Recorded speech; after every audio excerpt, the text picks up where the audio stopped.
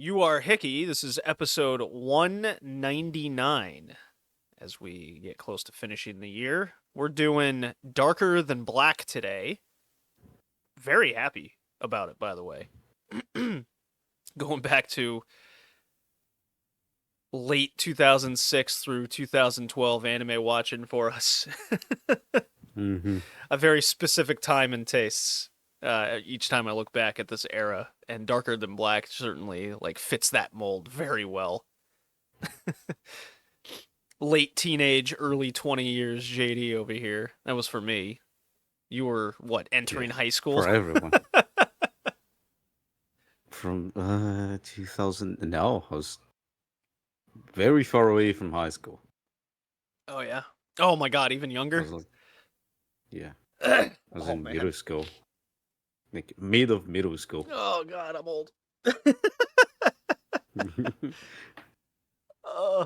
Yeah, because 2012 I was. But when I watched it, graduating I was in college. high school. So Yeah, I watched it and I was in my last year of college when I watched it. The last time I watched Darker Than Black before this rewatch, I didn't get to finish it for the rewatch. I did almost. I'm going to. I was just talking offline that I got sick again, but I got healthy within a few days. August 2012 was the last time I watched Darker Than Black. So, needless to say, it's it should be around the same time I watched. It was not fresh in my head going into this. Took me about 5 episodes before things started clicking back in my. I was like, oh yeah.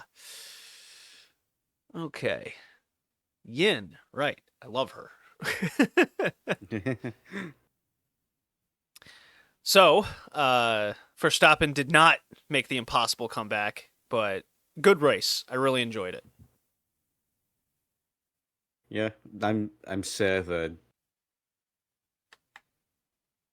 Norris won the championship. It wasn't. That it is what it is. Was not into him, but Piastri fucked up really badly. Yeah, it was. A part of me was going, "Oh my god, if Verstappen and Norris take each other out, then Piastri could get this improbable win out of nowhere." It wasn't meant to be. Instead, he fucked himself up. Good Formula One season. I watched, I would say, half the races this year. Nice. Yeah. Yeah, ever since Hamilton stopped winning, I got back into it again. Hamilton was not my favorite driver. Well, I mean, he's driving for Ferrari, and I'm a Ferrari fan. I cannot comment. Yeah. The rise of Verstappen has certainly got me back into it. Love him. World Cup. Next year is going to be fun as well. So. Yeah, I'm excited for the next season, too, especially with... new regulations. Yeah, the regulations that are changing. I think that's good for the competition. No DRS. DRS is gone. So it's going to be interesting. Yeah, I think it's going to bring about a very solid new challenge for the drivers, and it'll have to readjust a lot of skills for them. It'll be fun. Be fun as a viewer. So, Hickey, I hate to tell you, I will probably not be going to any World Cup games at New England, not Boston Stadium. Nor will I be going to New Jersey. They're the prices are. Oh my god! Insane. I'm like, oh shit, Norway's gonna. I could watch Tori's national team. No, like $1,000 to just get into the stadium. Yeah. Well, I mean, you can go to the stadium and just stay outside. Well, what's the point of that? I mean, there should be a sports bar, right? Well, and so if the thing about wins, there's gonna be a bunch of Norwegian guys going around the town. Yeah, but ICE is gonna grab Tori before he even comes into the States, so I won't be able to. Now, the thing about the area around Gillette Stadium here in New England is there's literally nothing but the stadium and its surrounding. There's a strip mall, a parking lot, and then its special little shopping center. So in order to get there, you have to pay for that parking area, which is probably There's no trains? There's no trains, no. No trains, no buses, no subways? Nothing. Nope. It is literally in the Jesus middle Christ. between Providence, Rhode Island, and Boston, Massachusetts. Closer to Providence than Boston, but you get the idea. Yeah, it's just in this middle of nowhere kind of area. And you can't, like, what they're going to have a hard time with the neighborhoods that surround that, because people are going to, like, park there. They'll probably have a lot of police preventing people from parking in neighborhoods. It's going to be a mess. Mm-hmm. That's why when you mention, oh, you could just go to a sports bar, I'm like, well, yeah, maybe in Providence. That's a higher chance I'll meet people there. But these prices are astronomically outrageous. Just overall, this 3-country thing I think is stupid. The amount of travel is asinine that these teams will have to do between rounds. It's not quite to the level of Brazil, but it's up there. Because Brazil was real bad with the Amazon areas that they made people go to. The stadium in the Amazon. God. So the World Cup in FIFA is just, it's embarrassing. I'm very torn on how many teams are in it now with the like 60,000. Might as well have the whole planet in this tournament.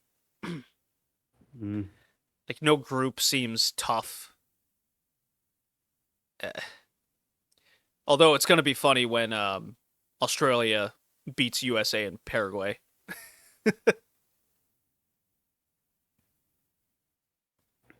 What group is Brazil in? Oh, yeah. Let's see. Group C with Scotland, Morocco, and Haiti, I think. I think Morocco and Haiti and Scotland are going to be in New England. Not Brazil, though, which is weird. Yeah. Yeah, somehow Qatar made the World Cup again. Like, it doesn't make any sense to me. I mean, Japan was like blasting the Confederation. They are thinking about leaving it because of corruption. Oh yeah, it's only getting worse. Like, each iteration is worse than the last. Russia, Qatar, this 3-country North America. Like, it's across a continent. I mean, they're trying to do like Brazil, Africa, dude. I did hear, but no, I thought they were gonna do like Brazil, Argentina, which no, there's one like to use South America and Africa together. It's like insane. Oh God, you just really want to ruin this thing, don't they? They should put the games in Bolivia.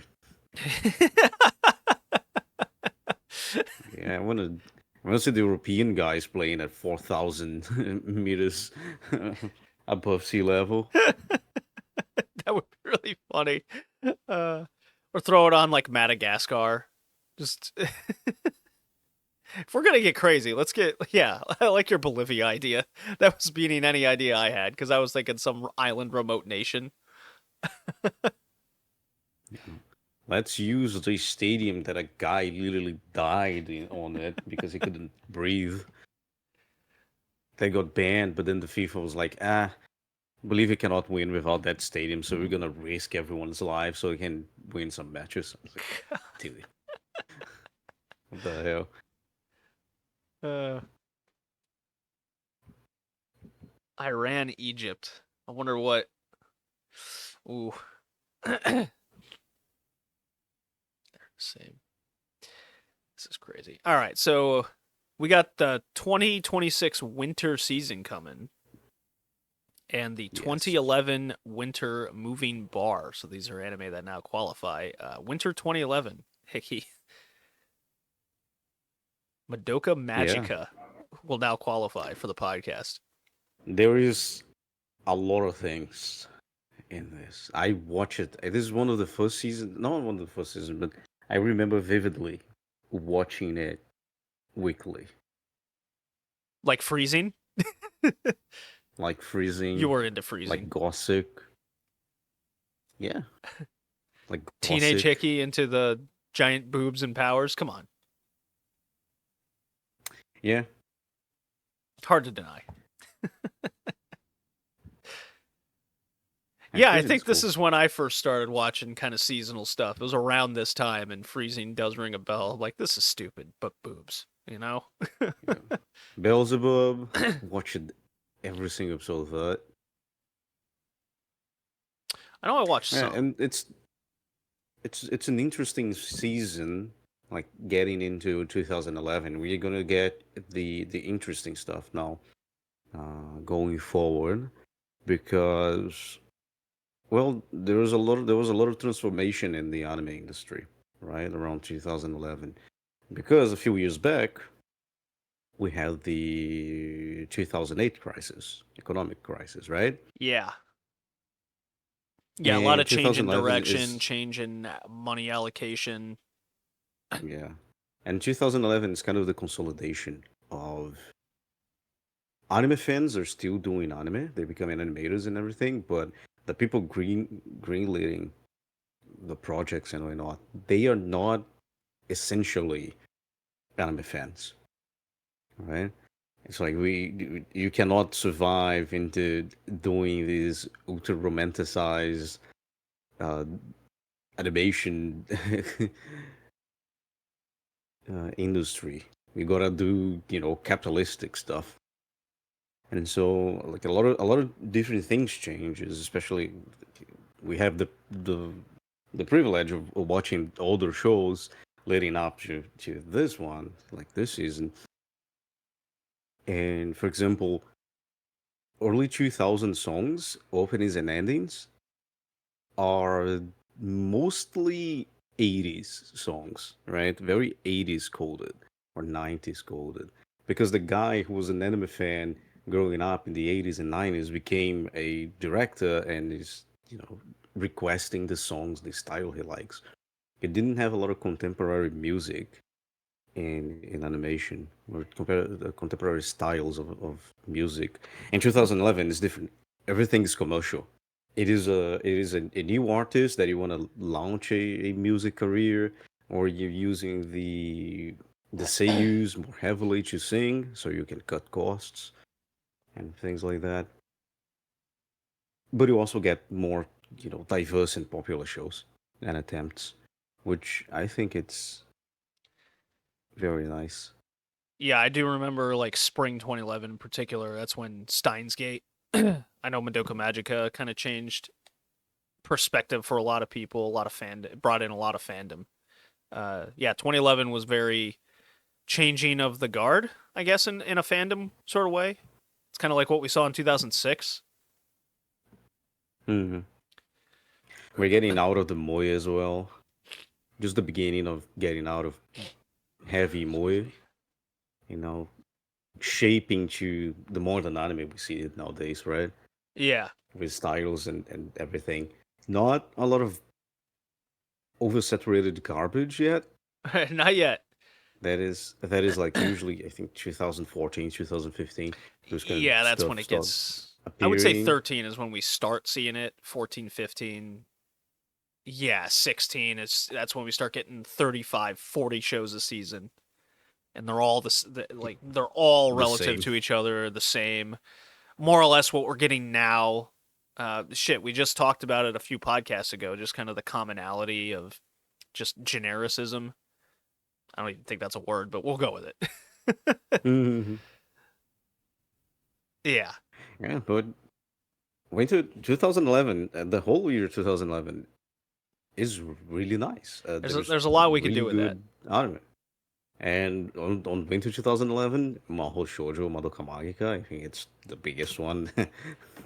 Korewa Zombie Deska, I'm happy that we can review it because I really want to rewatch it. I think it's an amazing show. I've never seen it, so you want to throw it on the list for 2026?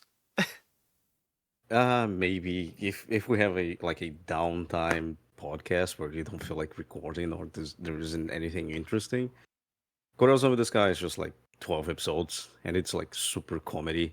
All right. We'll throw it on at some point.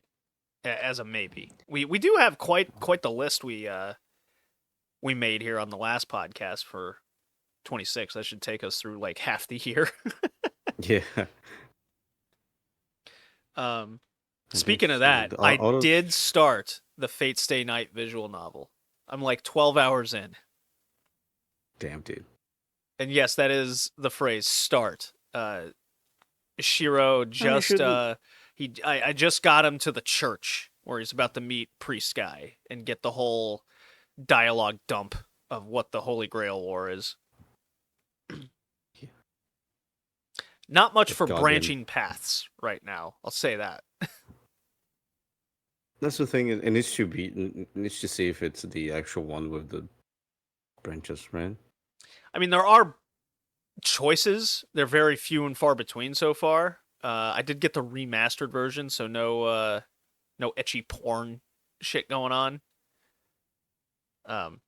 So you'll have to fill me in on what I missed. I mean, I could just look up at the anal sex that happens at some point, but that you've mentioned. That's another another branch. If you play Unlimited Blade Works.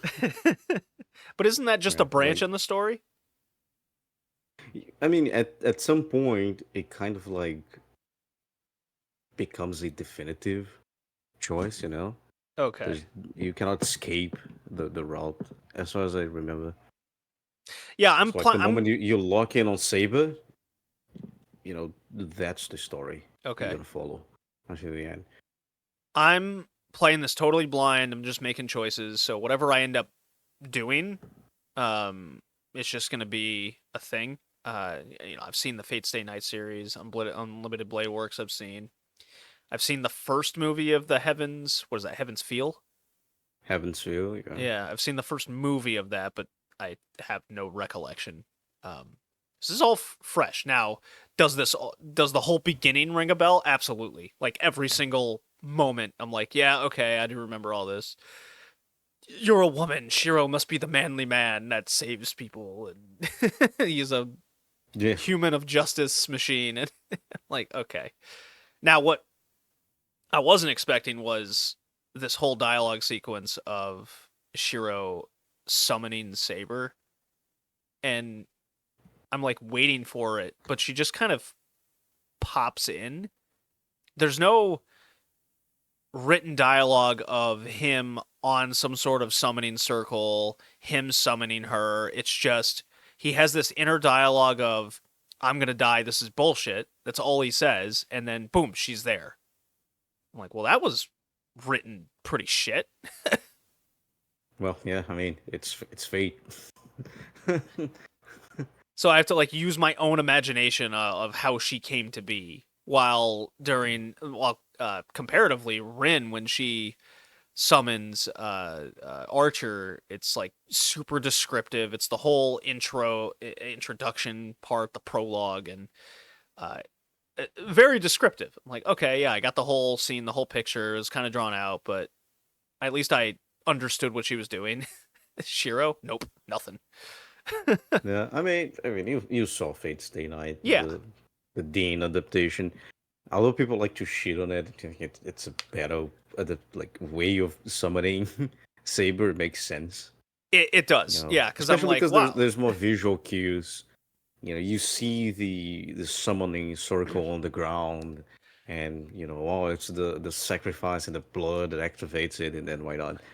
So like you don't need the explanation because you can see the explanation. Yes, they did it well, like fixing a few problems with the narrative of the visual novel. Yeah, so right now I'm leaning towards the Dean adaptation is doing better based on what I've experienced so far to the novel. So I'm sure that'll change over time.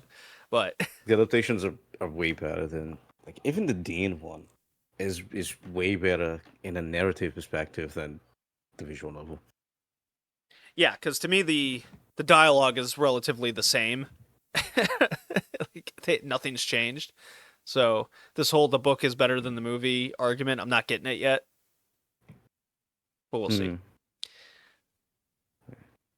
Going back to Winter 2011 real quick. Okay. Tori's most hated show can be reviewed now, which is Rio Rainbow Gate. What? Then I watched it. He hates that show with a He passion. does. He does. Let's see. The Howard Resort Hotel is an entertainment destination where people gather from around the world to grab huge fortunes. In the casino is a beautiful female dealer named Rio Rollins, known far and wide as the Goddess of Victory. Okay, I read on. In order to approach closer to her mother, one of the history's greatest dealers, she does battle to gather up the legendary cards called Gates. Those who gather all 13 Gate cards are presented with the title MVCD, Most Valuable Casino Dealer, proof that they are a top dealer. So what is a dealer? You're just, what? You're the poker dealer in this island casino? I think dealers just Or the how they competitor? call the competitors. I That believe. doesn't make sense, though. The dealer is the person in charge of the gambling game. Anyways, set in a vast resort, an exciting battle begins with rival dealers that'll take your breath away. Throw in some supreme comedy, quote unquote, and a story that makes you cry when you least expect it. These cute and sexy girls will explode off your screen. With everyone's cheer of "Leave it to Rio," Lady Luck will be with you too. Doesn't really tell me quite what it's about. It is ecchi. So is there hot chicks? Yes. I mean, she has But cleavage, sure. it's really bad. Okay. It has a 5.83 on the MyAnime list. It's not as low as I was thinking it would be. But I guess that's kind of as low. It's my anime list, so how low could it possibly get? The 2026 winter season has some returning anime hits. We got Frieren Season 2, which I'm pumped about. Really enjoyed the Season 1. We have more Fate Strange Fake. Speaking of Fate. Yeah. I gotta finish There's that. Oshinoko third season. Oshinoko, yeah. Well, I didn't finish the second season. That reminds me. I got like 7 episodes. I mean, do you need it? I Do you mean, need Oshinoko? yeah, it's fun. Kind of over the top, but fun. But you know what? What is coming back? That's right. Mato Seihei no Slave. How did I know you were second going to season. say that? The manga is great. I enjoyed the manga. I don't think I'm gonna watch the show, Chain Soldier. especially because it's like Studio Passione.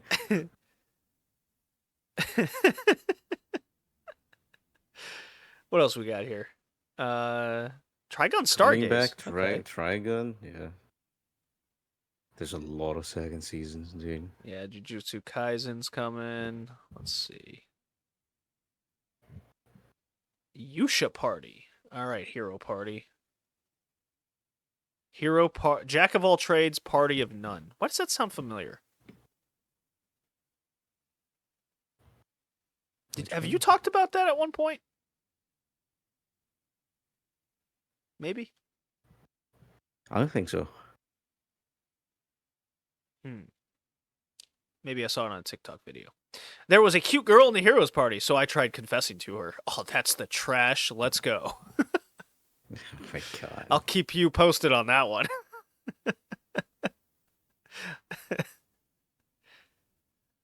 Yeah, talk about generic trash.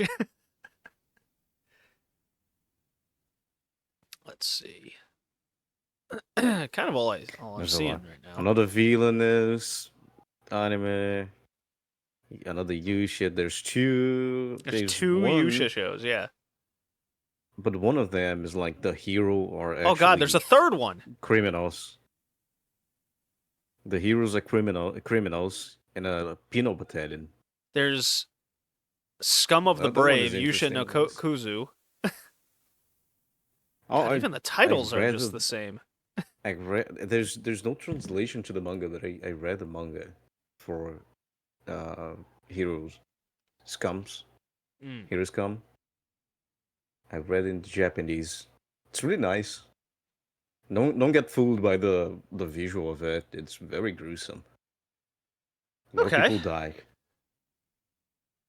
People die when they get killed, I hear. It's a little bit weird. Like if you see the synopsis, you can say like it's a weird premise, but I enjoyed it. So I'll probably watch the anime mainly to understand what is going on.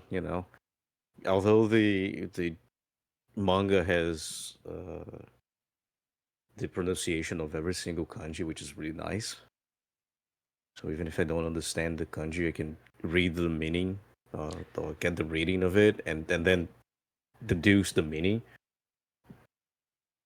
I enjoyed it, so it's on my list to watch. Crime bosses have undergone surgery, giving them superpowers.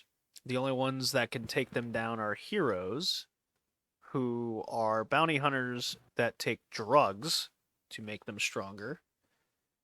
Legalized killing is the name of the job.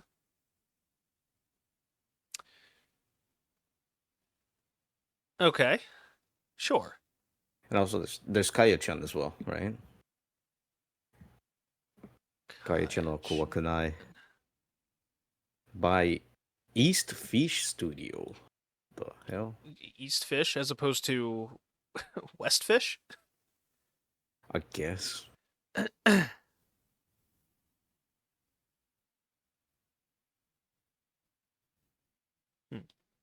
A lot of stuff under their belt.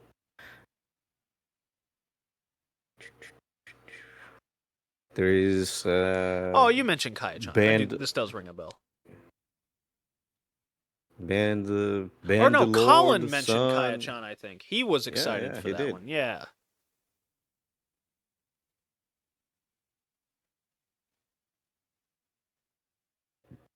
Yeah, I'll be all yeah, Freeren's like the one I'm most excited for. Yeah. Definitely. Frieden is some bust. I'll definitely watch it.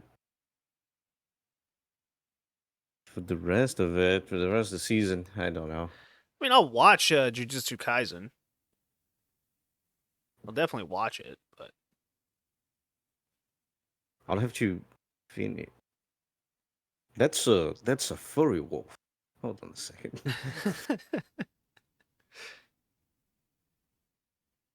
There's an invisible man. What?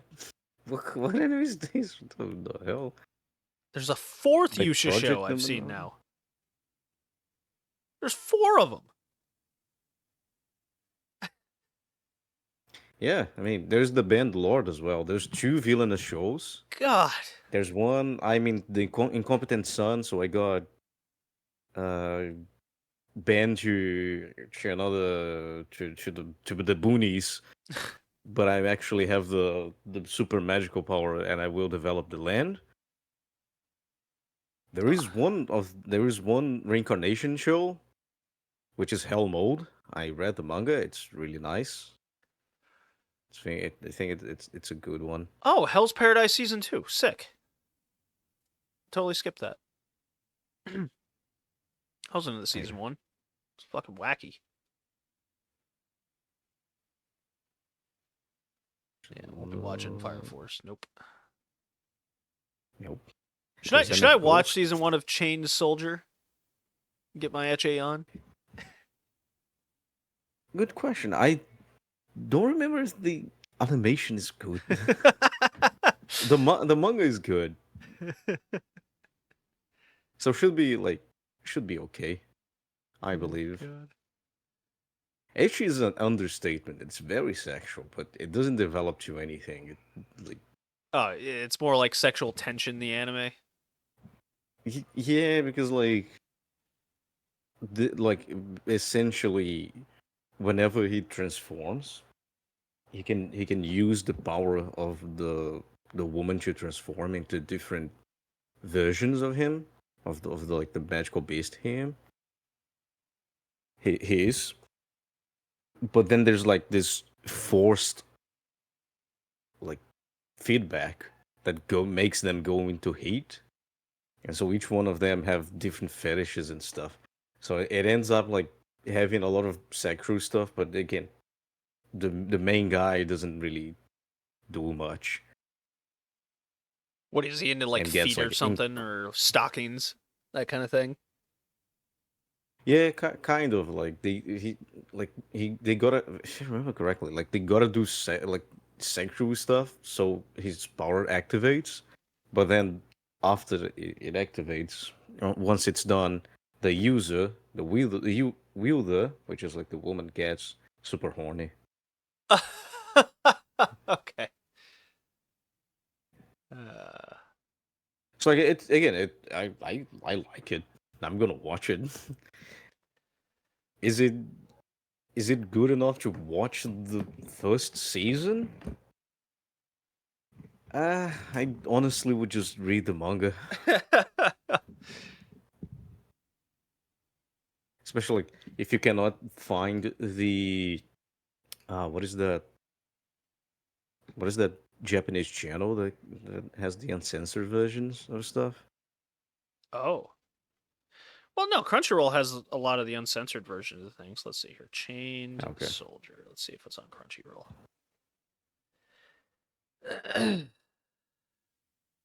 Well, Jinro came up, so. And Chainsaw Man. That was the other one. It is not on Crunchyroll, it seems. Hmm. Well, I mean, they are good shows in Winter 2026. That's gonna be. I'm gonna try to be positive about it. Okay. Let's A lot of yeah. let's play the drop. We can get to Darker Than Black here. Let's play this Bakemono Guitari OP. Should be pretty cool. All right, enough of that. Just a Mhm. short little musical clip. I'm sure I'll have to edit that off of YouTube in some way, but anyways. Moving Bar 2011. Winter 2026 preview. Done. Darker Than Black by Studio Bones. Bones. I've heard of them. They're pretty good. They are, and it's an original show by Bones. A Bones original. Okay. Yeah, Full Metal Alchemist, Noragami, Mob Psycho 100. Yeah, Soul Eater. Bones is good stuff. Mm-hmm. Okay. Spring 2007, this came out, spanning 25 episodes, or 2 cores, if you will. It has been 10 years since Heaven's Gate appeared in South America. That's where you live, Yeah. buddy. Yeah. And Hell's Gate We appeared in died. Japan. So you live in heaven, Japan lives in hell. I mean, I'm hardly alive in this universe, to be honest with you. It is the middle of summer there. I think you're experiencing hell quite a lot. Yeah, kind of. It's been raining a lot, though, so it's kind of nice. Okay, so veiling the once familiar night sky with an oppressive skyscape, their purpose unknown. These gates are spaces in which the very laws of physics are ignored. With the appearance of the gates emerged contractors who, in exchange for their humanity, are granted supernatural abilities. All right, it says humanity. It gives them quirky compulsions. No, they don't feel. They don't have feelings. Well, their emotions are gone, allegedly. Yeah, allegedly. But like, The interpretation of the emotions are gone gets very loose by the end of the anime.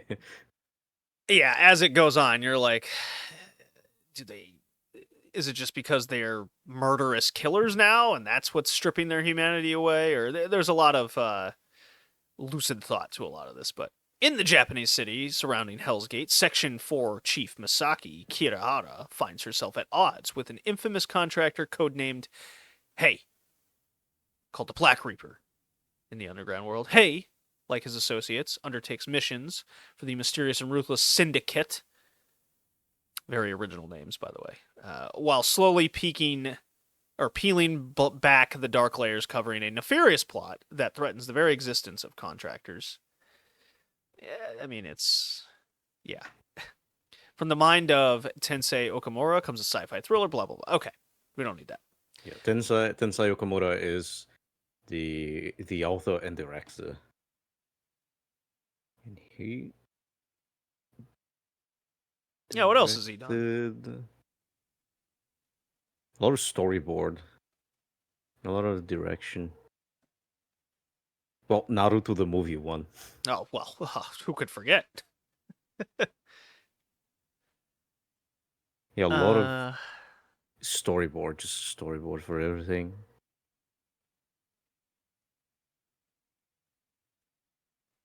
Oh, Wolf's Rain.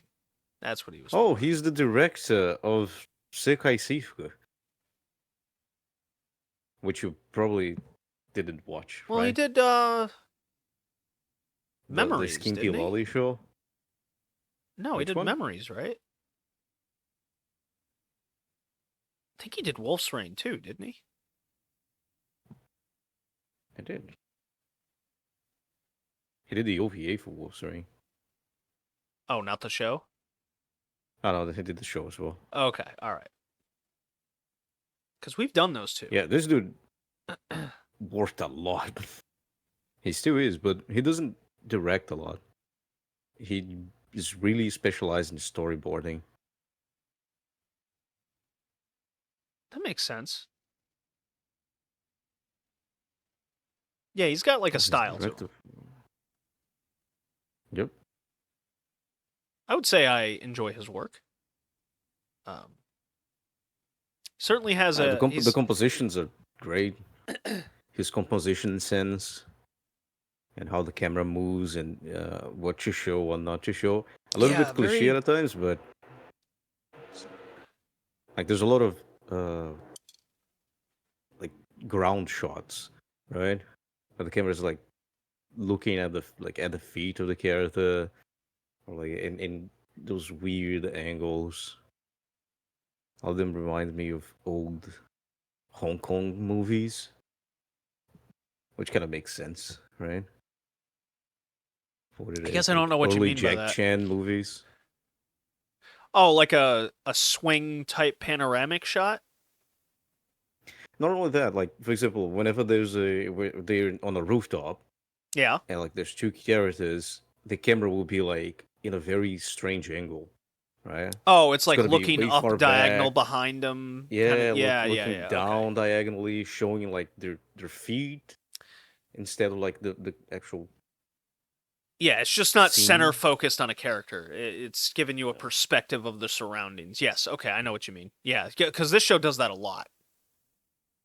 Yeah. Yeah, But like it's not every single time. It's like in the downtime, more on the mystery stuff. well, What's gonna happen? I like those shots whenever it shows a contractor's compulsion coming into play, and it emphasizes, like, it hides what their compulsion is at first, and then it's a reveal at the end of it all, or it's this screw away back shot as it explains, or you're listening to the dialogue of the person explain their compulsion or try to make sense of things, and more often than not they're always just like, I don't know, it's just who I am now. I stopped questioning it years ago. Yeah. A lot of those inner dialogue questions throughout the show. Yeah, well, the composition as well with the main characters whenever they are, talking, especially Juan and Hey, when they're speaking. Usually they are not the subject of the scene. Even though they are alone, it's only like the two of them talking.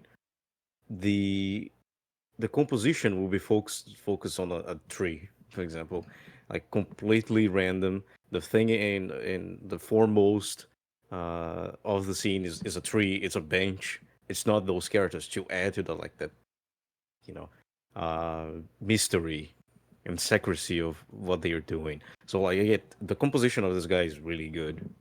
Like he really likes it. Or the pan in shots when a contractor is going to use the like reveal they're actually a contractor, and usually like they're turning towards the camera and glowing. Like, really nice. Yeah, I always like the Really enjoy emphasis on it. eyes because that tells you their powers are active or they're using it. Um, and you're always hyper focused on their eyeballs and to see what, especially Hay as the character, does he actually have an ability? Does he actually have a compulsion?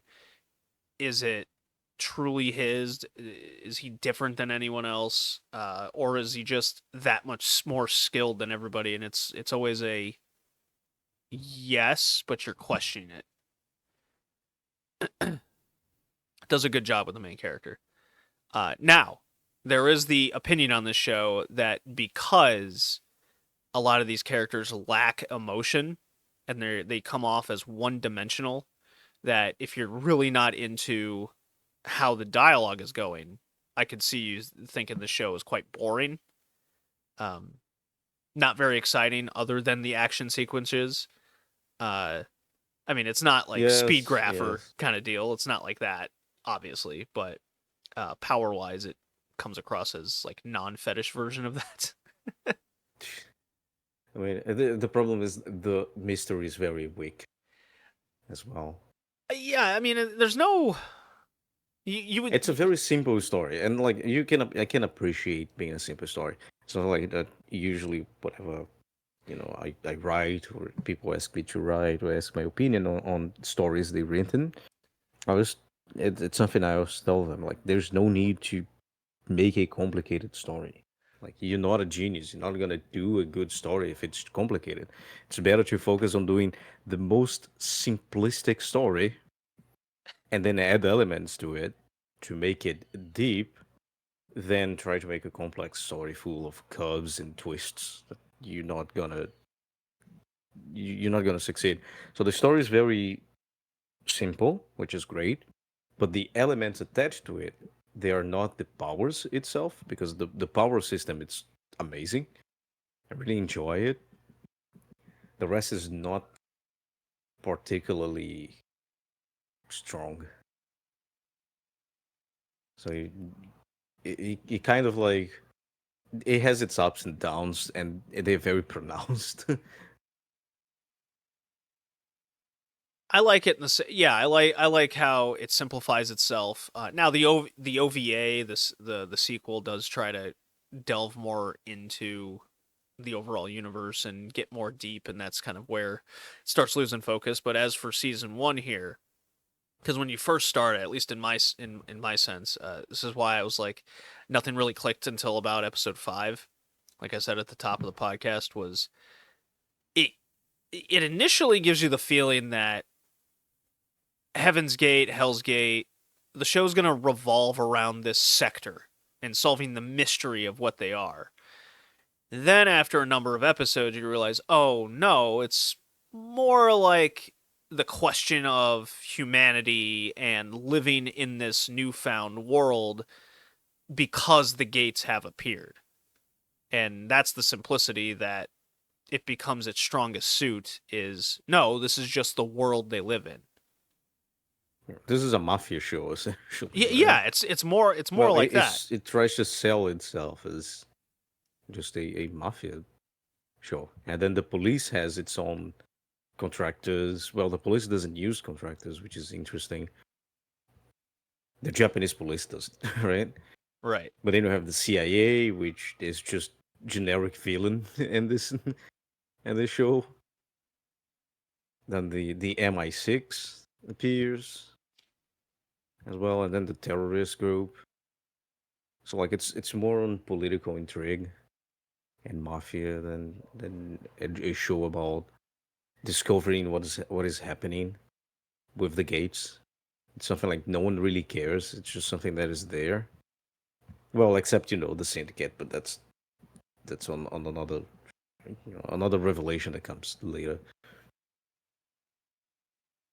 Yeah, it's seen as a natural disaster, right? Yeah. Yeah, So because like, they like no technology or people can really approach it without being destroyed in some capacity. So there's no real way to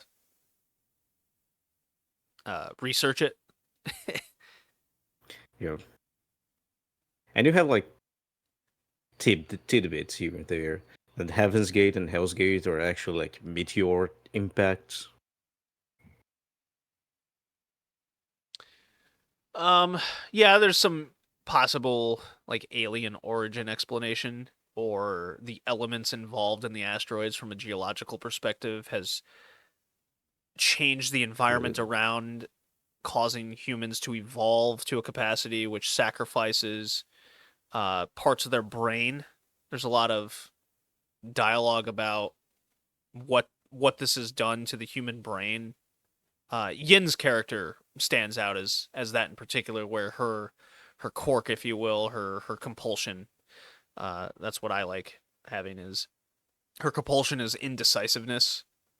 Uh, which again is like I'm of the opinion that their humanity is not being stripped away. It's just emphasizing a certain personality trait.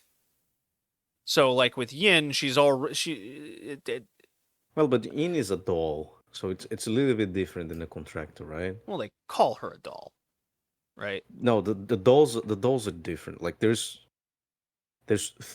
four types of evolved human, let's say.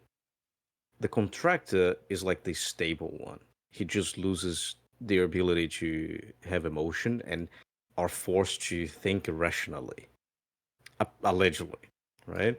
Yeah, I do, but that's what I Then like about the show. Like, if there's a lot of the person, interpretation to what is happening to them or what has happened. yeah, the the dolls are stripped of everything, but they gain the ability of projecting their soul, essentially, using a medium like electricity or glass or in case water, but they need to relearn how to be a functional human being. And In has the second problem is that she's blind. It's not because she's a Almost blind, doll right? that she's blind. I think she's fully blind. I think. Well, no, she can. Well, how about legally blind? You want to go with that? Sure, sure, it could be. I thought she was totally blind, but I don't think so. that's not because she's a doll. It's just when she was a human, she was already blind. But then she needs to relearn how to be a human being from the beginning, and some things they cannot learn, and thus they need a caretaker with them. Then you have the what is the name? The one with the uncontrolled contractor, Uh, Unstable. the berserk Yeah, contractor, yeah, the berserkers. unstable one, Since I'm on the fate kick, they're the yeah, berserkers. which they go through on episode 7, I think, with the girl that the father wanted to protect, and she ends up becoming a moratory, star, which is like the berserker, and then you have the contractors that are losing their powers and becoming weaker. That is the havoc episode, which she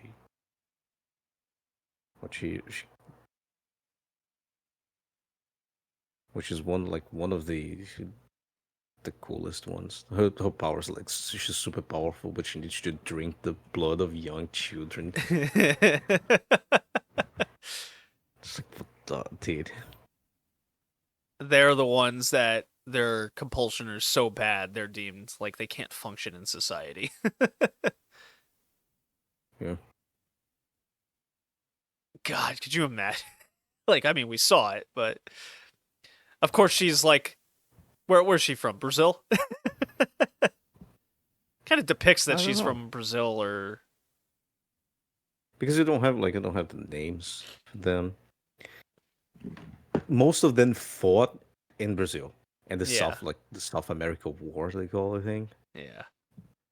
before the gate disappeared. There's a lot of like interesting world building throughout the show, just kind of on the side of what happened to Earth after these gates I appeared. just I just find it funny that for some reason Brazil is in Portuguese and the rest of the countries are in English. The names.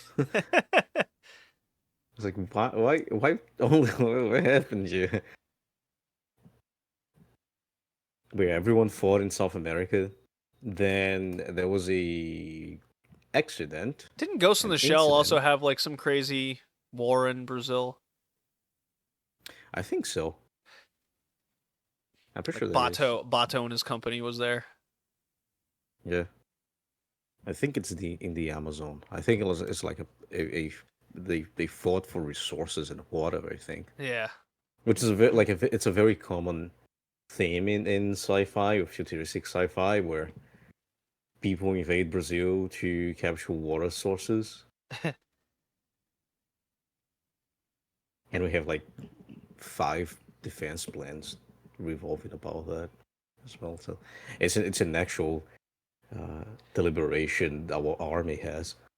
But anyway,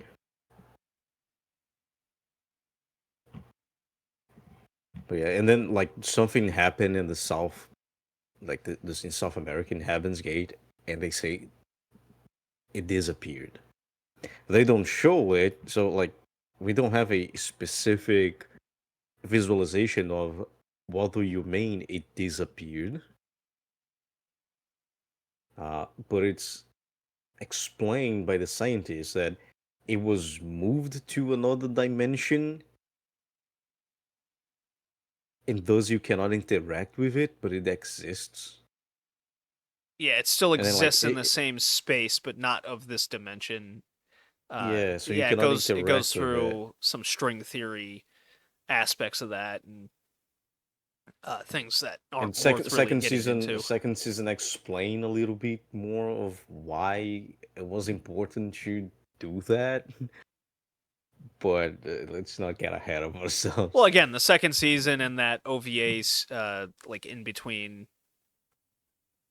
Again, they try to The OVAs explain. came out after the second season. Yeah, and it's that in between So that is more about Yin and yeah, Hey. yeah. And like what is happening? It becomes way more esoteric. Uh, well, way more esoteric. It's kind of an understatement of it's the Yeah, second season of Dark and the Black. It becomes super esoteric. yeah. Darker Than But Black then is very much a. I didn't. I mean, you can binge watch this, but I watched it kind of in 2-3 episode chunks because a lot of it is Hay as a contractor and he gets his assassination of the week, if you will, his hit of the week against some other contractor introducing a new quirky ability. Uh, how can Yin help? You get some glimpses of their personalities re-emerging over time. Is Hay faking his personality? Like, does he have this just alternate persona, school child thing where he's just able to mimic a human, or is that actually him and his contractor self is his fake self? You don't really know. That's the fun part of it. Um, well, until they blow it into her face what happened and that he's a human. So he's a human. His sister gets involved. That's the second season, I believe, though, right? no, it's this season. It's the 5 episodes you didn't watch. Yeah, because I wasn't able to rewatch the last five. Okay, well, I do remember what happens. Where his sister, His sister power was like super. She was like the most powerful contractor, and her price to pay was slipping. I thought it was eating. Her power, yeah, No. The eating part is just because the power itself uses so much energy. Yeah, he doesn't have a price to pay Well, the price to pay was his because he's sister. human. His sister had the power to alter matter in a quantic level. Yeah, it's It's like it's ridiculous, and then she could do because the electricity discharge is actually just the energy being released when the the matter is altered, essentially. And so what she did was because she didn't want to see Hay being sad question mark, right. she altered his quantum matter to fuse herself with him and give him contracted powers, It's which is the fucked. same power she It's has. fucked up. And like again, why is not explained. But it has something to do with the syndicate. The syndicate which they work to actually wants to kill every single contractor, and they want to use the gate to do that. They tried to do that in South America, and Amber or February, Yeah, they're depending more of on a who terrorist she is. organization. Yeah, the terrorist organization. She with Hayes' sister stopped it, and she just took South America out of our dimension in the process. Uh, then like they for some reason, and then she fuses with Hay, maybe because she after you know uh, doing whatever they did in South America, she couldn't exist She couldn't as a exist person on anymore. yeah, as a human anymore in this dimension or in this plane of existence. I think that's the best explanation I can come up with right now. Yeah. And so Hay becomes like this human contracted hybrid, which is good for the story because again, everyone is like, well, contractors are rational.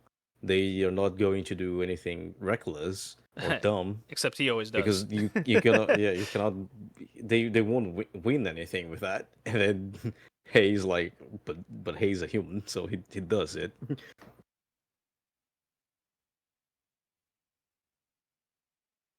And then you also have the police. The police is I have mixed feelings. I really like Misaki.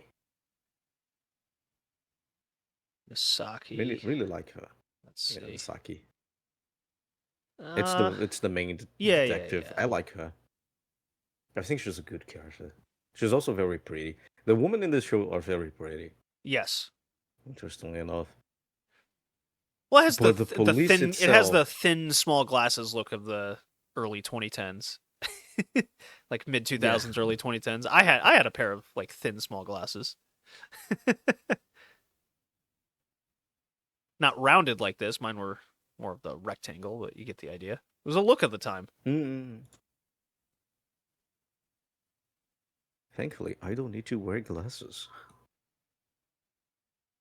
But I think my brother also had those. The what is it? The astronomy as well. The astronomy team is nice. They don't serve any purpose aside of having also a very pretty lady being in charge of them. That's like that's just like, oh yeah, we need more eye candy, so just put her in like this astronomy team, and they monitor the stars because the stars are the contractors, and so when they use the power, the stars shine as brighter, which is again it's a very cool universe, having the Messier code as the code of the star, and so they know which one is which. When a contractor dies, the star falls from the sky. Yeah, how is their It power is, related to astrology in some capacity? Is it? Yeah, that's it's another airing mystery to the show. That's enjoyable. yeah. And that's like, and then as time progresses, it kind of gets a little bit. weaker. It gets In a away sense, from because what made season 1 so good. yeah, but even by the What did I end, when give you have the when you sequel? have this the revelation that the syndicate actually wants to kill everyone, and the syndicate is infiltrated in every single level of every single government, I think it's kind of weak. Not the syndicate itself, it's just that they don't explain the reason for the syndicate. You have other shows with those kind of like international syndicates being behind governments and stuff. But usually, it's like, oh, they are human supremacists and whatnot. There's no why they're doing the things they're doing, why they're killing the people they're killing. It's not really well explained. So it's like, well, why did they have to kill the dude that was like robbing perfume? Why the syndicate want that guy dead? There is no explanation. Why? What does that has to do with the gate research to annihilate the contractors? It is not explained, and then the show kind of picks up. Oh yeah, by the way, the subplot is actually like this. Last 5 episodes are just like the actual plot of the show.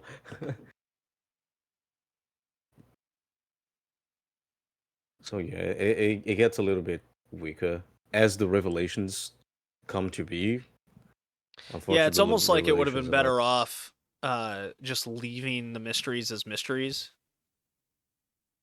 Because some of them, or like if you having just never better get mysteries answers and only also. theories, it I don't know. I think that would make it better. Because then you just don't Yeah, have to and worry about. I mean, it's kind of a cop out and laziness in in writing, but if you leave if you leave some things up to the viewer, the reader, the human mind comes up with its own theories, and that in itself is more fun to try to unravel and make sense of things. It's like the Sopranos ending. Does he actually die? Who came out of the bathroom? Uh, yeah, you but leave it up it to also yourself to come up with your own best ending or answer. the thing is we have the person looking for the answers, which is Misaki Kirihara, and Right. the police. But like the police, They like can't they do it. don't have contractors. Like they are normal humans, so like there isn't a lot they can do, right? Except like at the end they show like, oh, the police adapted and now they can, you know, do stuff against contractors and why not? Especially because now contractors are public. No, but you got the police, and the police is technically the main character. Kirihara is kind of like the main character of this, but she cannot put two and two together, dude, for to save her life. And so because the mystery revelations are kind of weak, and you've been tailing this woman frantically trying to discover who is the Reaper, the black contractor, and why not. But most of the revelations she is oblivious about. It's like she doesn't know what a syndicate is. She doesn't encounter anyone. No one says anything to her. So like half of the revelations is like, okay, I don't care. What is the policewoman doing about the syndicate? Well, she just learned about it randomly because she got put in a room with 4 episodes left to finish the show. So it ends up being being a little bit a contributing factor to why the revelations don't have that impact, because the person who is searching for the revelation and for the answers are not given enough clues to even get close to solving any mystery. She doesn't do anything. Things get revealed to her, and so like, and also again, the police has the dolls, but they are just faceless. Well, except the old woman. Aside the old woman, most of the dolls are just faceless people in tubes, and the police doesn't have contractors that work for them. Except they have the MI6 with November 11 and July, I think, right? July is the kid, and then April, I believe, is a woman, which they technically work as the police contractors. But if the show is about like these cool people with like super rational that do what they think is best, but they also like have superpowers and whatnot, having one of the major factors in the anime not having a single person like that is Yeah, kind there's of a some letdown. yeah, there's some holes for sure from that aspect of the show. I'll ask you this, and then I kind of want to get out of here. Is what's better, this or Psychopaths? Oh, first season? Yes, first seasons compared to each other. Hold on a second. Let me open Psychopaths. Like I'm biased towards Dark and the Black, especially because Yoko Kanno does the music for it.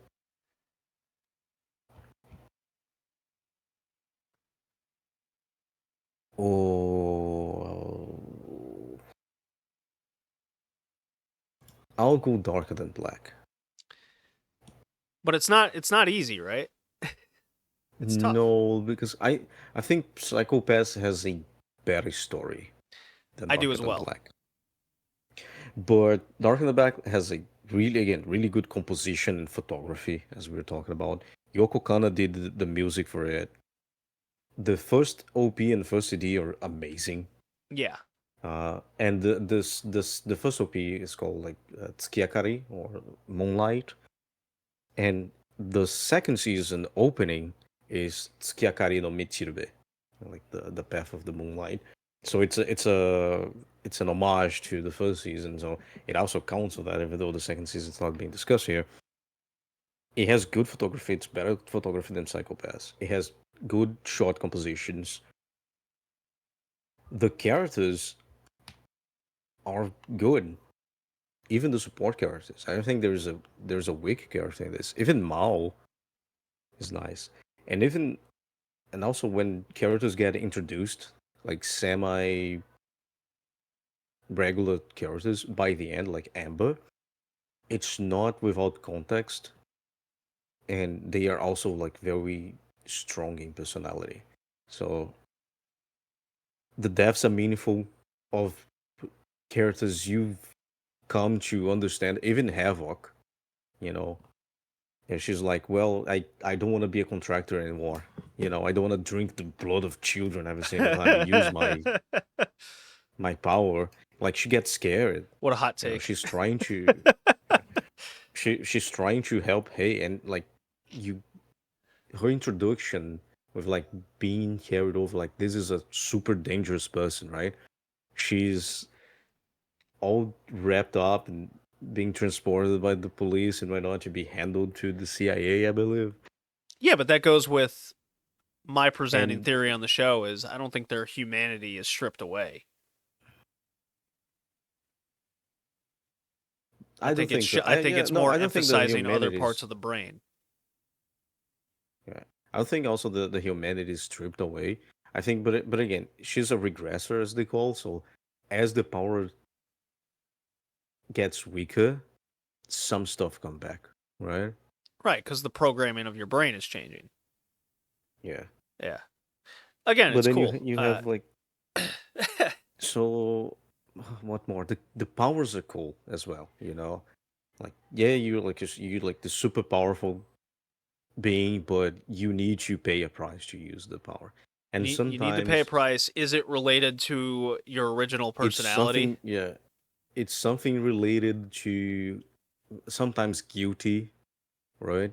Like the opera singer, where after she was a smoker, and because of that, she had a daughter, and the daughter ate the cigarettes and died because of it. Right. And so her price to pay is getting a bunch of cigarettes and munching on it. And then like other ones like the one of the first villains that appears, the guy who can teleport stuff, and his prize is just getting a bunch of stones and neatly putting them on the ground on rows. It But has to it be a doesn't like it specific doesn't set of rows explain. depending on the teleportation, though, right? I think that's how that worked. I don't know. I think it's fixated the amount of rows, but like they don't explain it. The guy with Four the rows of 10 invisible whip. equidistant apart to each other on a flat surface, I think. November 11 needs to smoke, but he hates smoking, right? Mao's price was losing his body, so like sometimes the price is just the usage of the power. What more? Invisible whip guy needs to like fold the pages of books, like the corners of it. Yeah. The girl who was a moratorium and becomes a contractor, he can light stuff on fire. Her price was singing. Amber Price with time traveling was becoming younger. Oh, that's right. Yeah. The cult leader, her her power was just becoming younger, but the price was aging. The Chinese dude who can explode his like he can explode his blood. I think the price was shedding blood. So again, it's complementary, right? He's shedding his own blood, but that's okay because it's how he activates his power. Yeah. He's splashing the blood everywhere. The dude with the pressure who was with Amber, he can like do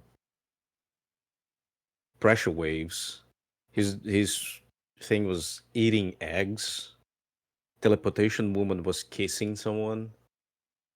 I don't remember the egg eating guy. His name is Amagiri. I don't remember him. April was drinking beer. I remember her.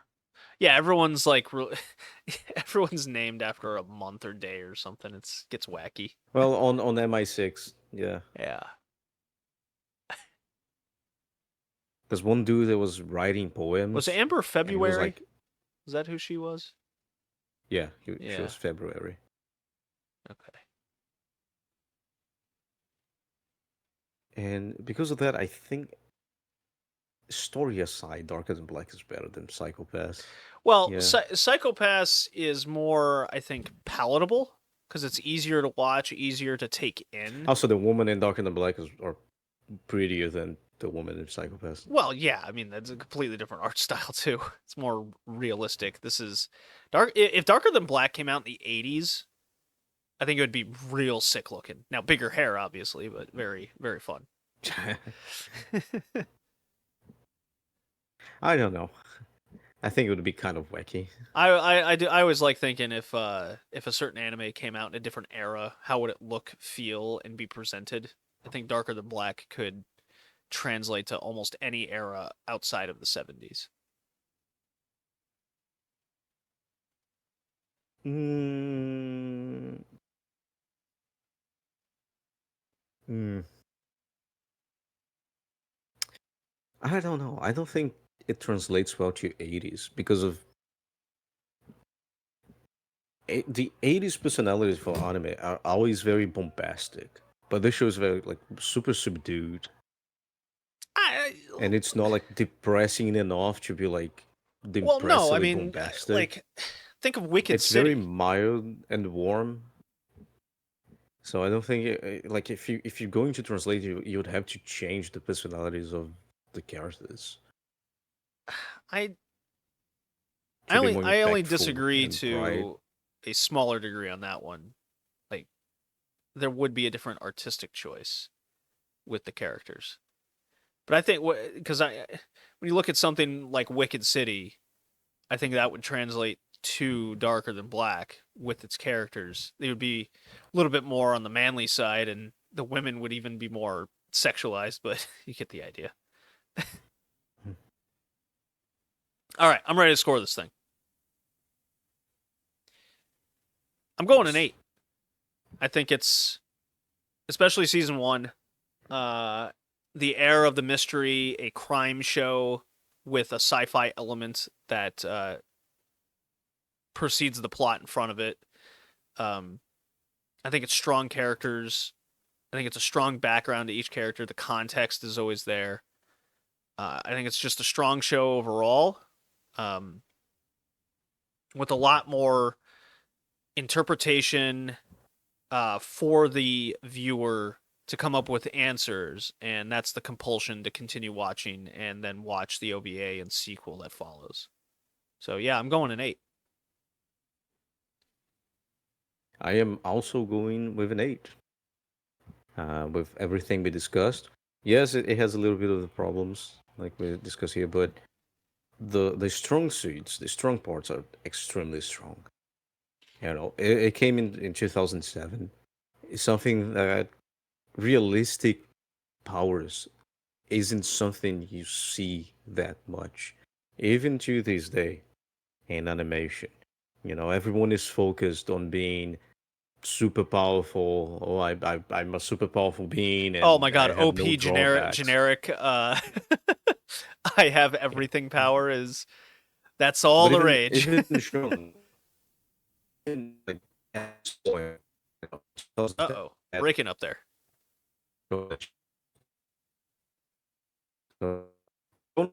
Oh, we lost him. Hickey, I've lost you. You're a full robot. Oh boy. See if I can log out and log back in. Let's see. Awaiting endpoint. Ooh, maybe it was on me? Hello? Hello, hello. Hickey, are you there? Oh no! It's his connection. Okay, Yeah, he's confirmed. Hey! yeah, there you go. I am not editing Uh, that.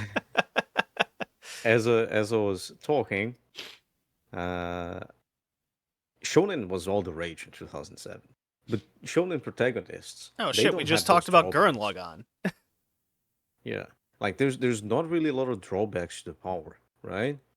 And in shonen, you have some setbacks, and maybe the character goes berserk one episode or another, but there isn't simply a price to pay for being strong. We will only see that all the way forwards into something like My Hero Academia, the beginning of it. The powers have drawbacks, you know, they have limitations. Yeah, I like the way Darker Than Black does it way more than, say, My Hero Academia. Yes, but again, there's stakes to using the power. Most of the shows they won't do that. It's not of their interest of Yeah, having. no, it's certainly not of their interest. I wish they would, though. I mean, how much better would it Yes. be where there's like tangible consequences constantly looming all the time? My Hero Academia like tried to do that with Deco and his body and training. Good like plot progression there. But then when he actually uses his power, it's just like, oh my god, if you use it like 2 more times, we swear your arm will not be able to. And then it's like, no. Hmm. At least with this one, it's just Yeah. like, oh yeah, if you yes, if you keep eating cigarettes, you you will die. You'll just keep getting more and more sick. Yep. Yeah. Overall, extremely strong show, uh, and a well-deserved date. Yeah, this is a very enjoyable one to cover. Um, especially considering I didn't remember a whole lot going in, so it almost felt fresh again. I did remember a lot once my memory started jogging, but it still felt very fresh. Especially compared to like the shit I'm watching these days. God. Right? It's like, oh, I'm the super strong guy. Well, yeah, I mean, you still got hey. He's technically like super strong in a way, like, but his drawbacks is that he's human, so he ends up doing a bunch of dumb shit. Yeah, but even with all these powers, they can still get just like shot in the face and die. Yep, which happens a lot. Yes. It's like, wow, you have the power to control all of electricity, and you can, yeah, but gunshot to the face will still kill you. Very much Indiana Jones plot there. Okay, so our next episode will be the last one of 2025, episode 200. We're doing the first 50 episodes of One Piece. I am pumped. I need to watch 50 episodes of One Piece. You don't have to watch 50. Like, come on, you can 4 times speed this thing and get through it in like I think 30 minutes. I saw a video on it. Because there's no real dialogue to really pay attention to. You're just like watching fight scenes over and over again. You're like, yep, King of the Pirates, yeah, Buggy.